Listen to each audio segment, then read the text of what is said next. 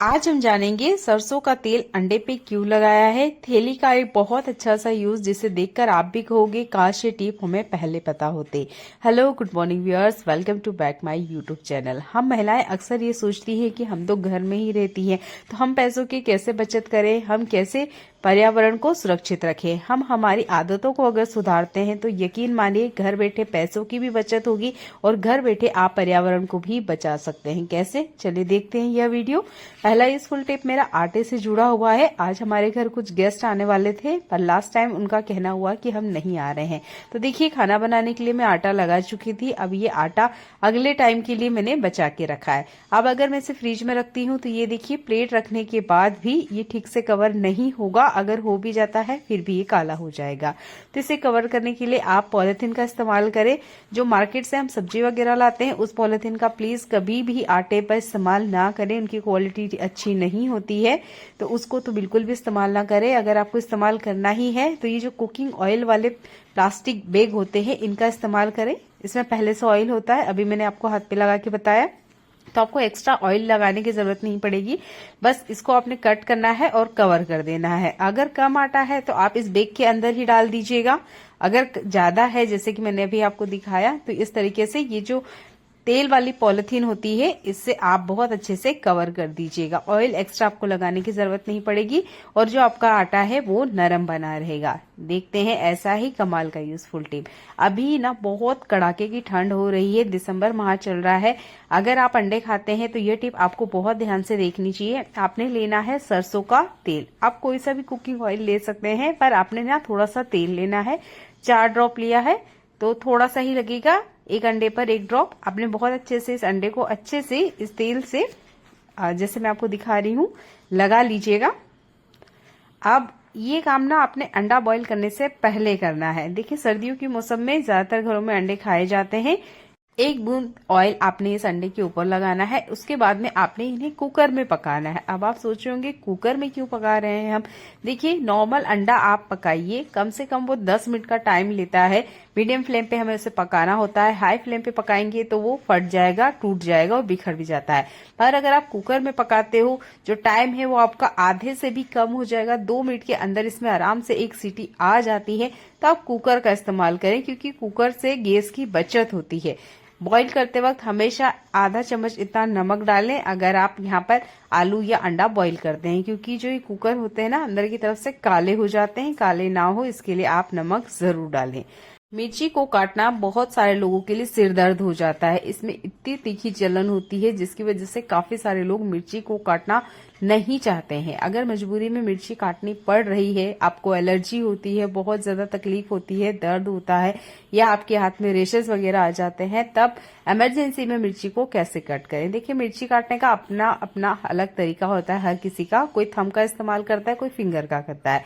मैं फिंगर का इस्तेमाल करती हूँ। मैं हमेशा चॉपिंग बोर्ड का यूज करती हूँ, इसलिए मेरी आदत है कि मैं फिंगर का इस्तेमाल करते हुए कटिंग करती हूँ, ना कि थंब का इस्तेमाल करती हूँ। इसलिए मैंने फिंगर के ऊपर इस स्पून को लगाया है। अगर आप थंब का इस्तेमाल करते हो तो थंब पर आपने लगाना है। स्टील, लकड़ी का जो भी आपके पास अवेलेबल है वो इस तरीके से लगा लीजिएगा। इसके बाद में आपने कटिंग करना है। अब आप यहाँ ध्यान से देखिएगा, बिना मिर्ची को टच किए हुए यहाँ मिर्ची कट गई है। चम्मच की मदद से आप बहुत आसानी से मिर्ची को कट कर लेंगे। आप टच भी नहीं करेंगे, आपको कोई तकलीफ नहीं होगी मिर्ची काटने की वजह से। और उम्मीद करती हूँ ये सिंपल सा टिप आप जरूर यूज करेंगे इमरजेंसी में। इसी तरीके से जो प्याज होता है, अगर आप भी प्याज की चॉपिंग करते हैं तो कोशिश कीजिएगा इसकी जड़ वाले हिस्से को ना काटे, थोड़ा बहुत हिस्सा रहने दें। इससे क्या होता है कि जो प्याज है वो पूरा का पूरा बिखरता नहीं है। प्याज काटते वक्त अक्सर एक कॉमन सी हर किसी को प्रॉब्लम होती है कि नाखून वगैरह जो है वो कट जाते हैं। आम सी बात है, आप जिस तरीके से मैं आपको दिखा रही हूँ इस तरीके से प्याज को पकड़ोगे या कोई भी चीज कट करोगे तो वो कटना ही कटना है नाखून को, और हो सकता है काफी बार ये हाथ में लग भी जाए।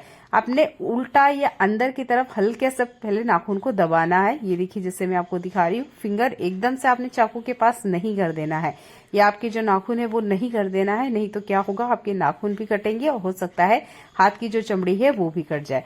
तो कोशिश कीजिएगा आपने नाखून वाले हिस्से से ग्रिप बनाने की कोशिश करना है। अगर स्टार्टिंग में आप चॉपिंग करना सीख रहे हो तो पकड़ने का तरीका सही होना चाहिए, नहीं तो बहुत बार हाथों में कट लग जाते हैं। अगर आप भी कोशिश कर रहे हो कि मैं चॉपिंग करना स्टार्ट करूं तो प्याज या लौकी या मेथी ऐसी सब्जियों से स्टार्टिंग करें, आसानी से हो जाएगा। ये देखिए जैसे मैंने आपको दिखाया है, नाखून को हल्का सा अंदर की तरफ आपने दबाना है, इससे आपके नाखून भी नहीं कटेंगे और आपकी जो फिंगर है उसमें भी कोई कट नहीं लगेगा। देखिए कुछ सेकंड्स में मैंने यहाँ प्याज को कट कर लिया है।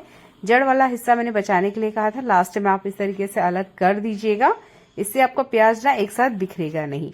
अगला यूजफुल हैक मेरा एक पॉलिथीन से जुड़ा हुआ है। देखिए इस तरह का जो पॉलिथीन होता है, जब भी हम ऑफलाइन कुछ कपड़ा वगैरह खरीदते हैं तो ये हमें मिलता है। आपने क्या करना है, एक पॉलिथीन लेना है, जब भी आप सिलेंडर लगाते हो या न्यू सिलेंडर आपके घर आता है या आप सिलेंडर खाली हो गया है या हटा रहे हो, उसके बेस में आपने एक पॉलिथीन लगाना है, जो कि मैंने आपको दिखाई है। इसकी क्वालिटी अच्छी होती है, ये नॉर्मल जो हम सब्जी वगैरह के लिए यूज करते हैं उस पॉलिथीन का भी आप इस्तेमाल कर सकते हैं। आपके सामने मैंने यहाँ पर पॉलिथीन लगाई है, फ्लोर आप देख सकते हो गंदा नहीं है और ना ही मैंने इस फ्लोर को क्लीन किया है। ये सिलेंडर न्यू लगाया गया है, इसलिए मैंने पॉलिथीन भी नया इस्तेमाल किया है।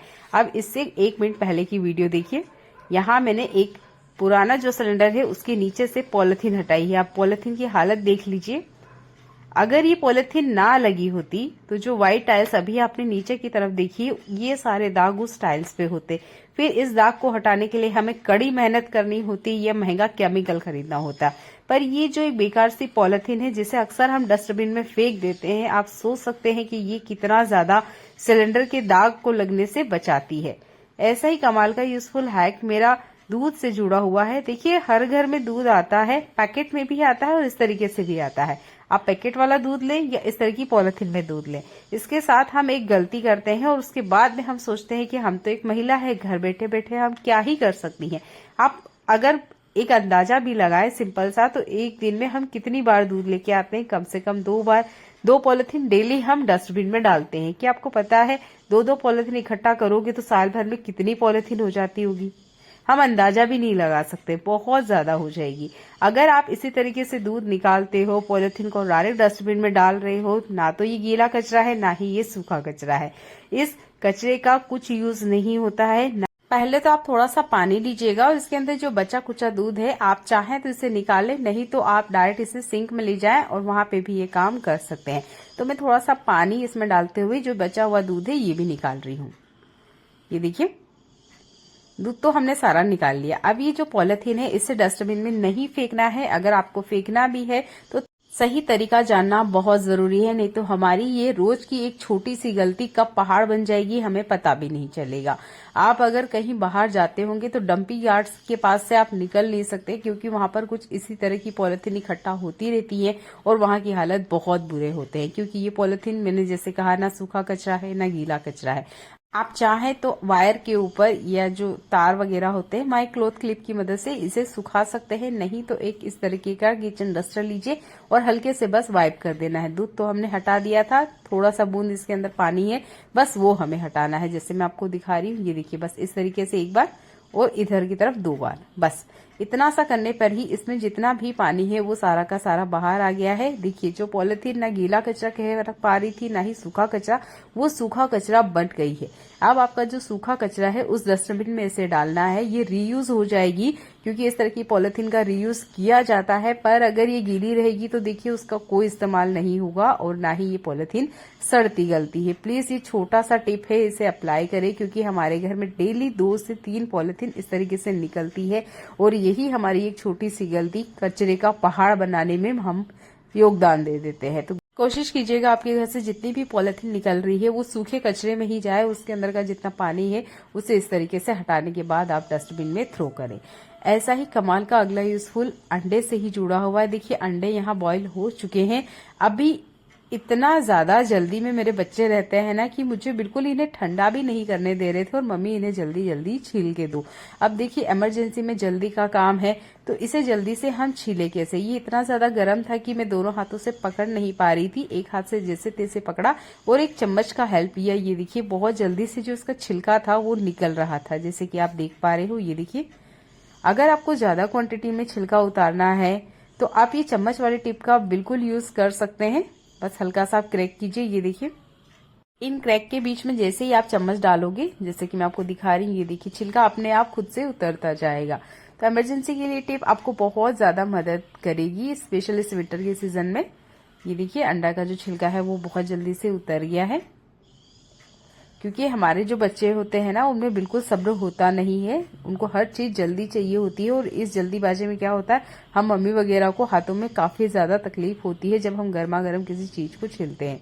अगर आपको थोड़ा सा अपना काम आसान करना है तो अंडे को छीलते वक्त आप ये चम्मच वाली टिप का इस्तेमाल कर सकते हैं। ये देखिए यहाँ पर मैं इस अंडे को छील रही थी, इसी बीच में बच्चा 2 से 3 बार आ गया था और प्लेट भी खींचने लग गया था। चलिए ये तो बहुत काम की यूजफुल टिप है, आप इसे जरूर यूज करेंगे। देखते हैं आज के और कमाल की यूजफुल टिप। हमारे घर में ना बहुत सारी चूड़ियां होती है, उसमें से एक चूड़ी अभी काफी ज्यादा फैशन में चली थी, ये है वेलवेट की चूड़ियां या मेटल की चूड़ियां। आपके पास ये जरूर होगी। देखिए टाइम के साथ क्या होता है, इसके ऊपर जो वेलवेट लगा होता है वो निकल जाता है। 2-3 बार वॉश करोगे ये निकल जाएगा, पर ये चूड़ी को आपने नहीं फेंकना है, आपने कट लगाना है, जैसे मैं आपको दिखा रही हूँ। सीजर से लगाइए, किसी और चीज से आपने बीच में कट लगाना है। और ये देखिए इन चूड़ियों का बहुत अच्छा एक इस्तेमाल मैं आपको बताने वाली हूँ, जिसके बाद आप कभी भी मेटल या जो वेलवेट की चूड़ियां है इन्हें नहीं फेंकोगे। आपके घर में कुछ वायर ऐसे होंगे जो नॉर्मल इसी तरीके से लटके रहते हैं और वो दिखने में बिल्कुल अच्छे नहीं लगते हैं। कोशिश कीजिएगा छोटे से छोटा आप उन्हें फोल्ड करें। और ये जो चूड़ी हमने आपको कट करके दिखाई थी ये आपने कुछ इस तरीके से लगा देना है। ये ऐसे ही हमारे घर में और भी काफी सारी चीजें होती है, उसमें से एक है ये प्रेस। अब इसका जो वायर है ये भी आप देख सकते हैं काफी ज्यादा बड़ा भी है और ये फैला हुआ ही रहता है, तो इसे भी आप एक जगह इकट्ठा करने के लिए इन चूड़ियों का इस्तेमाल कर सकते हैं, जैसे कि मैं आपको दिखा रही हूँ। और बस आपने एक हल्का सा और फोल्ड लगाना है और ये देखिए एक नोट लग गया है। उम्मीद करती हूँ ये सिंपल सा चूड़ी वाला टिप आपको बहुत ज्यादा पसंद आया होगा, क्योंकि इस तरह की चूड़ियां अक्सर हमारे घर में होती है और फिर हम महंगी महंगी चीजें मार्केट से लेकर आते हैं इन वायर को इकट्ठा करने के लिए। बिना पैसा खर्च करे हुए सस्ता सा जुगाड़ मैंने आपको बताया है, तो वेलवेट की चूड़ी और मेटल की चूड़ियां आपने बिल्कुल नहीं फेंकनी है। देखने के लिए आपका बहुत सारा धन्यवाद।